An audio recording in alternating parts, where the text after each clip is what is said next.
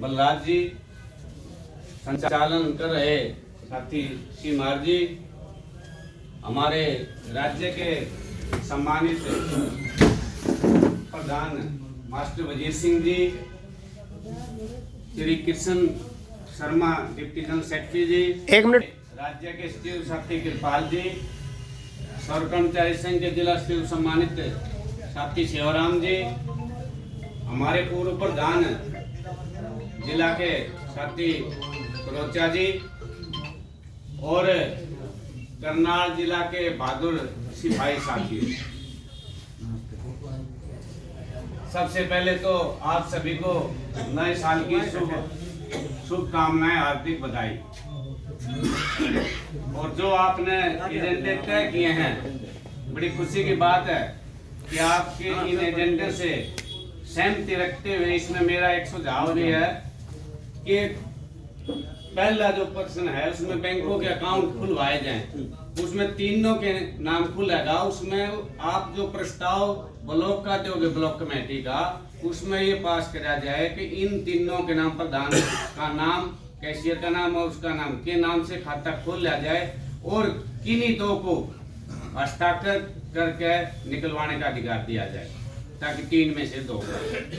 दूसरा साथियों, जो मेंबरशिप पखवाड़ा आपका राज्य कमेटी की तरफ से सभी जिलों में चलाने का राज्य कमेटी ने फैसला किया, साथियों की भावना और साथियों का उत्साह ये बताता है कि मेरे ख्याल से जैसा आपने पिछले 3 साल में जो रिकॉर्ड हरियाणा प्रदेश में प्रथम रह गया है, शायद हमारे जो प्रधान जी कह रहे थे, शायद कहते तुम पहली मीटिंग का भी ये तकमा ले लो।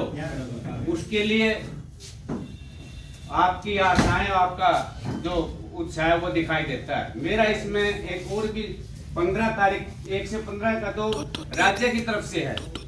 मैं तो आपको एक सीधी ही बात बताता हूँ कि यहाँ करीम बैठी है ब्लॉक के पदाधिकारी और जो आपने प्रभारी लगाए हैं, महीने में 2 दिन काट, सिर्फ महीने में 2 दिन, और 1 दिन में 10 की तो मेंबरशिप हो जाती है। गांव में जाओ तो हर ब्लॉक से 20 की मेंबरशिप हर महीने होगी और 12 महीने में 240 की होगी, और 240 की होकर ना 3 साल में कितनी होगी? 720। 720 है। और 8 ब्लॉक हैं, 9 मैंने 8 की करी है, 9 ब्लॉक है तो 6000 की तो मेंबरशिप आपकी बिना बात के सिर्फ 2 दिन संगठन के लिए, अपने समाज के लिए, अपने हित के लिए, समाज के हित के लिए, सिर्फ 2 दिन। इसके अलावा साथियों, आपके जो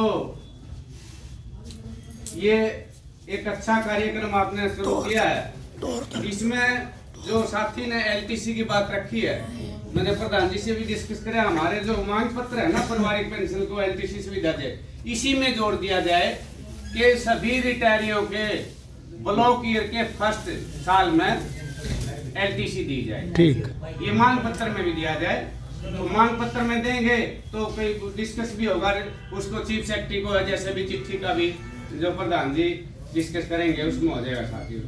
जहाँ तक साथियों डिमांड की बात है, एक बात तो आप एक बात तो आप मान के कर लो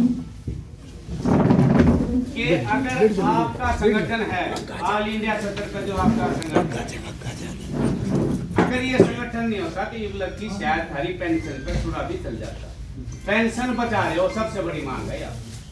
और जिस दिन साथी स्टेट की मीटिंग में चर्चा कर रहे हैं, राजस्थान में कोई ऐसा प्रस्ताव ले आ रहे हैं, जिस दिन या डेट जो पीएफआरडीए बिल जो पेंडिंग पर है ना, उसमें या डेट तय होगी ना 70 साल के बाद या 65 के बाद या 75 के बाद पेंशन नहीं मिलेगी, तो डेट ऑफ डेथ ऑटोमेटिकली, अगर डॉक्टर यूं कह दे ना या पंडित जी हाथ देकर कह दे अब तू फलाने दिन तक का है, तो साइकिल तो उससे मर जाता है साथ।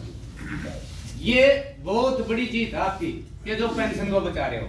और आपका संगठन सिर्फ हरियाणा में नहीं, ऑल इंडिया स्तर पर इतना मजबूत है कि जो यह 65-70 वाली है ना, इसमें चर्चाएं चल रही सेंटर में, देंगे कि ना देंगे तो बाद की बात है। जैसे 8वें वेतन आयोग की बात है, 8वें वेतन आयोग में आप राजी तो हो गए, फिर कैबिनेट के उसका बयान है, ये झूठे तो हैं।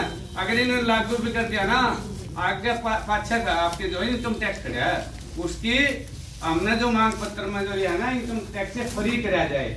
जो ये डिमांड 8वें वेतन आयोग की थी, ये भी आपके इसके आंदोलन की, आपके संगठन की देन है साथियों, आपके दबाव की वजह ऑल इंडिया की तरफ से। तो इसमें जो ये आएगी हमारी, इसमें ये मांग पहले हमने रख रखी है कि इनकम टैक्स से बाहर करी जाएगी। तीसरा इनकम टैक्स आप मेरे ख्याल आते ज्यादा आएंगे तो यहाँ बैठे इंकम टैक्स की लाइन में। इसके अलावा साथियों देखो, यहाँ चर्चा हो रही थी, मेरा जिला कमेटी से अनुरोध है कि लिखित में तो आप मांग लो, लेकिन उनकी लिखित का भी जो ना उनका समाधान करना आपकी जिम्मेवारी बनती है। मैं तो पानीपत जिले का उदाहरण देता हूँ साथियों। हम